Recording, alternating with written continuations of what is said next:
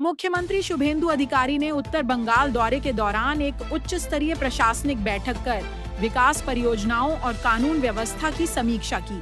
बैठक में सभी जिलों के डीएम, एसपी और वरिष्ठ अधिकारी शामिल हुए। मुख्यमंत्री ने लक्ष्मी भंडार, कृषक बंधु और सबुज साथी जैसी सरकारी योजनाओं का लाभ अंतिम व्यक्ति तक पहुंचाने, चाय बागान क्षेत्रों में पेयजल, स्वास्थ्य और सड़क सुविधाओं में सुधार तथा मानसून से पहले बाढ़ और भूस्खलन जैसी आपदाओं से निपटने की तैयारियां तेज करने के निर्देश दिए। আমাদের সরকার যেটা চাইছে, আপনাদের সরকার যেটা চাইছে সেটা কার্যকর করার ক্ষেত্রে আমরা বাধাপ্রাপ্ত হব। এটাই ছিল এই মিটিং এর মূল উদ্দেশ্য। পেট্রোলের ক্ষেত্রে একটা বিশ্বব্যাপী ক্রাইসিস রয়েছে। ইরান আমেরিকার যুদ্ধের ফলে বিভিন্ন জেলা থেকে শেয়ার করে দুজন তিনজন ভিডিও এলেন, একটা গাড়িতে শেয়ার করে দুজন এমএলএ এলেন।